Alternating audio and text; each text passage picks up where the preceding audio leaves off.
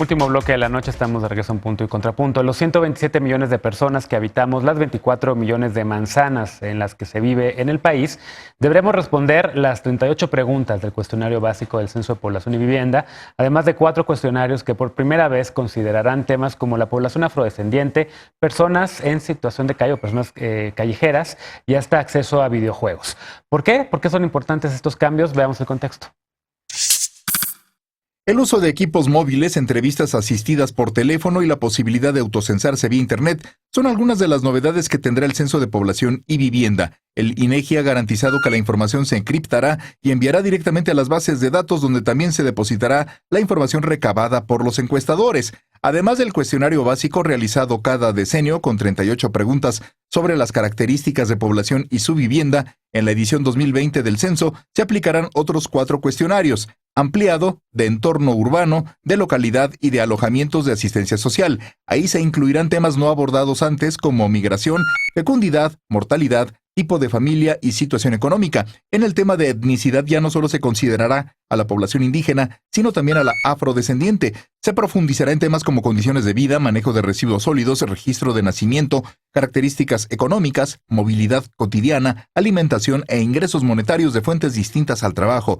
En las localidades rurales se busca obtener información sobre disponibilidad y acceso a bienes, servicios y aspectos relacionados con su desarrollo, y en el entorno urbano sobre infraestructura vial, disponibilidad de mobiliario y servicios, así como la presencia de comercio en la vía pública. Habrá una sección dedicada al acceso a la tecnología y otra a la condición de migración internacional. También por primera vez se recabará la información de personas en situación de calle, reclusorios o casas de asistencia social para llegar a los 128 millones de personas que se estima viven en el país. Punto y contrapunto. Bueno, tercer tema. Anabel, en el corte me está diciendo algo bien importante que quiero recuperar precisamente antes de hablar de estos nuevos temas que van a estar en el censo, y es el tema de la seguridad. Y me contabas que la gente, las encuestadoras, los encuestados van a llegar con una identificación y un número de identificación, y el INEGI está anunciando que con este número de identificación uno puede en el momento entrar en la página censo2020.mx y ingresar este número de identificación y ahí aparecería la ficha del encuestador. Entonces, si la gente no quiere abrir... La ficha incluye la fotografía. Entiendo que sí, así lo están anunciando. Entonces, si la persona, el futuro encuestado no quiere abrir por cuestión de seguridad y porque tiene miedo, pues eso puede ser una seguridad adicional para él. Y es bien importante que todas y todos nos sentamos comprometidos con este censo, porque es cómo nos vamos a conocer a nosotros, es como México se va a conocer hoy en día y cómo vamos a poder tener los datos, el diagnóstico, para ir adelante, para fortalecer nuestro desarrollo. Entonces, el censo no es una cuestión del INEGI, el censo es una cuestión de todas y todos los mexicanos. Y la verdad es que sí puedes revisar estos pasos de seguridad, pero invítales también un café o agua, porque están haciendo un trabajo, y platica con ellos, son buena onda. Pero a ver, de estos temas nuevos, ¿qué destacas? ¿Qué les gusta a ustedes desde Naciones Unidas? ¿Qué se les hace interesante? Pues lo que nos hace interesante es un poco desde esa perspectiva de que no hay desarrollo si no estamos pensando de manera integral, viendo que el desarrollo no solo es una cuestión social, no solo es una cuestión ambiental, no solo es una cuestión económica, sino que todo es un conjunto de todo ello. Yo veo en los nuevos datos que se incorporaron justo datos que pueden pensarse desde varias dimensiones, ¿no? Estábamos hablando del transporte. Pues si obtenemos datos de cómo se transporta cada mexicano, cada mexicana para ir a la escuela, para ir al trabajo, pues vamos a poder tener elementos para hablar de su salud. Vamos a tener elementos para hablar y hacer investigación sobre medio ambiente, sobre sobre emisiones, ¿no? Si incorporamos en el censo datos de alimentación, es un dato, entiendo, nuevo, ¿no? Alimentación de población de adultos, exacto. Pues igual, es una información que nos va a decir sobre carencias sociales, pero también es un dato que nos va a decir sobre salud, ¿no? Claro. Entonces, creo que las nuevas preguntas nos permiten pensar un poco este desarrollo integral. Claro.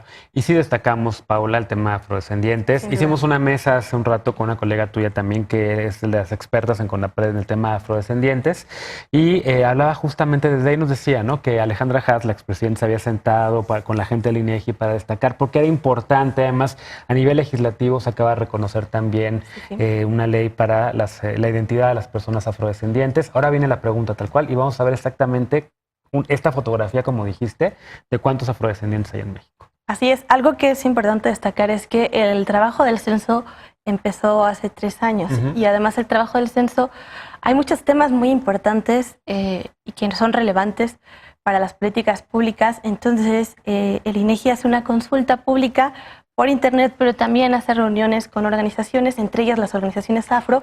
Aquí el CONAPRED trabajó muy de cerca con ellos.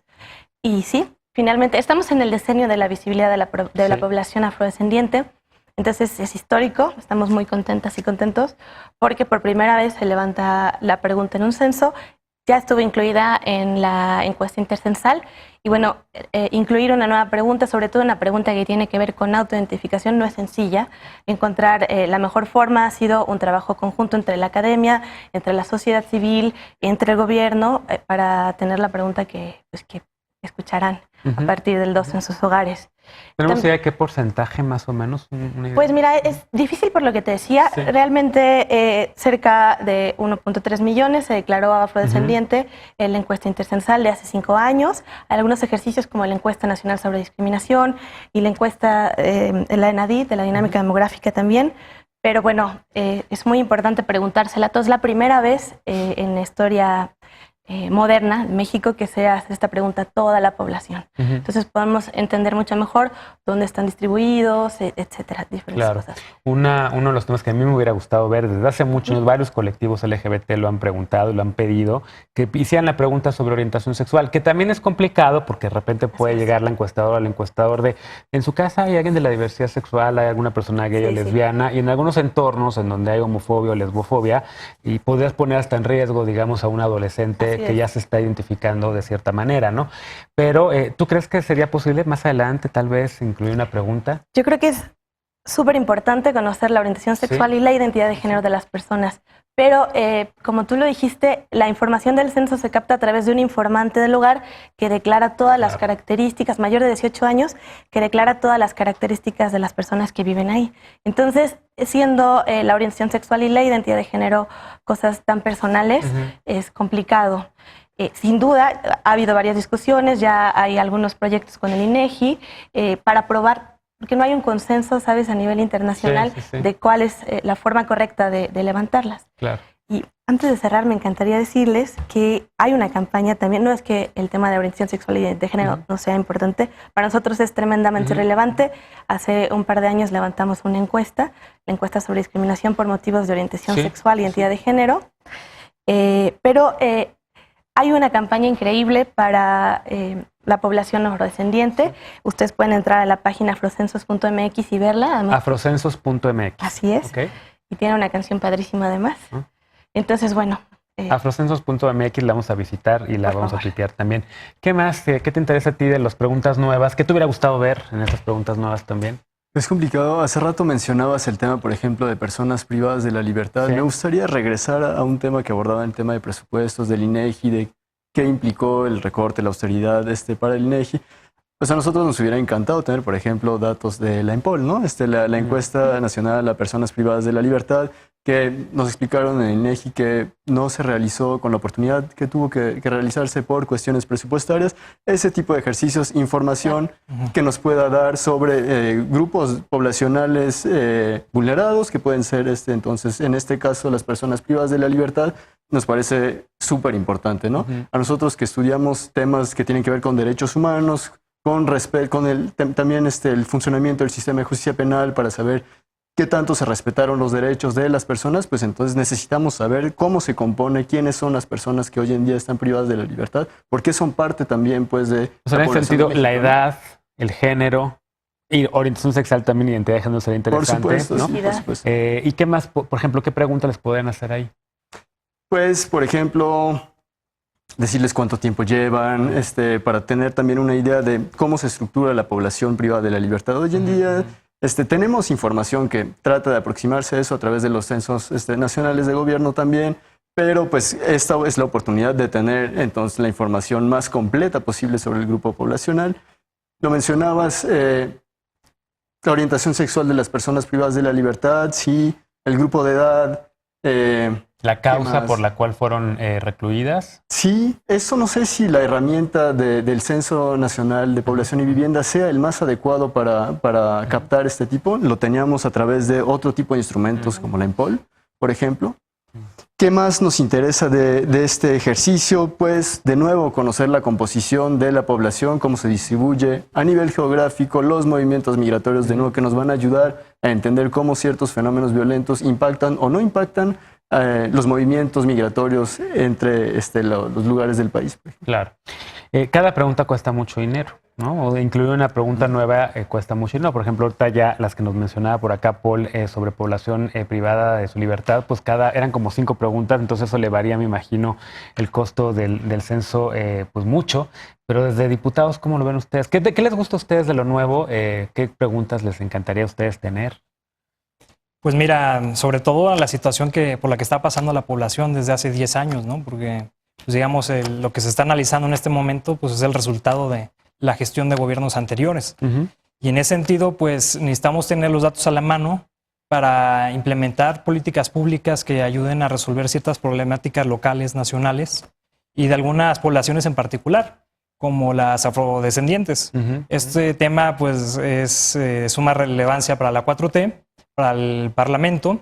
Pues ustedes sabrán que en agosto pasado, en julio pasado, se reconoció en la Constitución a los pueblos afrodescendientes. Sí. Entonces recobra una importancia para este gobierno, sobre todo para cuestiones de desarrollo e inclusión social. Claro. Necesitamos saber cuáles son sus necesidades y qué problemáticas tienen, ¿no? En general es la costa chica de Guerrero, ¿no? Y Veracruz. Pero no solo Baja California, Coahuila, Oaxaca. Entonces nos ayuda justo para poder proponer políticas públicas para que no digan, ay, ¿por qué? Pues porque sí existen. Claro, son personas que ahí están, por supuesto. Importante en la historia, son importantes en la historia y han tenido poco reconocimiento. ¿Qué más les gusta a ustedes desde Naciones Unidas de estas preguntas nuevas? Esa posibilidad tal vez de... Les preguntaban en el corte, pero no sabemos porque desafortunadamente no pudieron acompañar a las personas del INEGI, pero lo de la posibilidad de hacer autocensos, de que tú te metas a internet, habrá que ver cómo funciona eso. Pues entiendo también que el PNUD ha trabajado con el INEGI desde hace muchos años en convenios de colaboración, en asesorías y demás, pero ¿a ustedes qué les gusta y comparado con otros países, por ejemplo? ¿Del INEGI o del censo? De este censo 2020. Pues de este censo yo creo que por la importancia que cobra el tema migratorio ahorita,